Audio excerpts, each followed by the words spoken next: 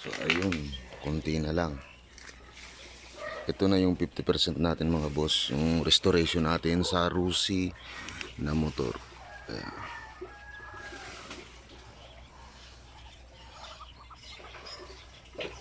Yun.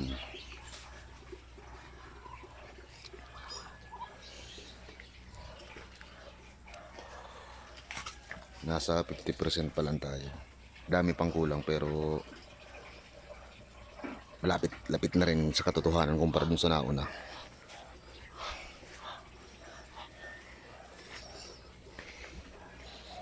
Narapin na natin to.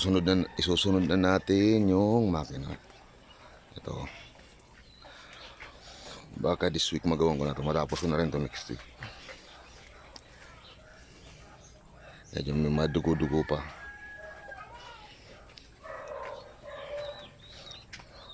Pabalik natin ang alindog nito. Papagandahin natin ulit.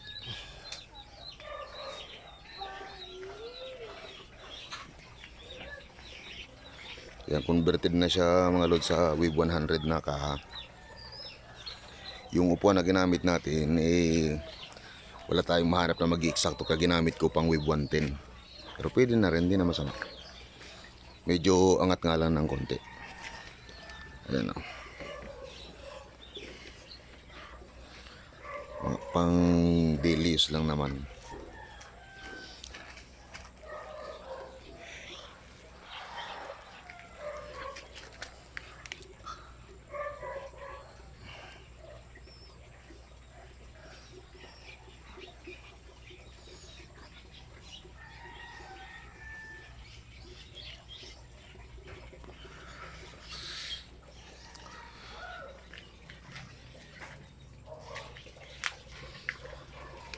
Naka-apido pa.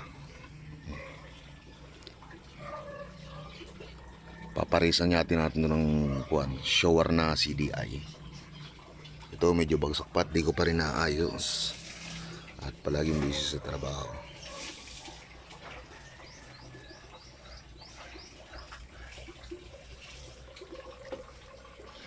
Ginamit natin dito is yung Barracuda.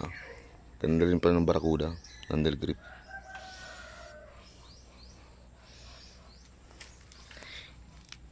Itong LTC naman inabili lang natin ng mura sa Facebook online. Wala pang display at wala pang caliper. Maghahanap pa tayo ng medyo babagay sa kanya. Yung basta hanap na lang tayo sa online. Ito hindi ko na natinted eh. Ito lang yung dalang signal light yung natinted natin.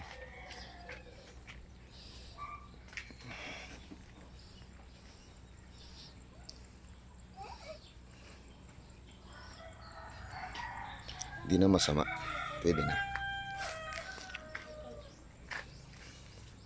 Comment kayo lots kung anong babagay na kulay dun sa kuha natin.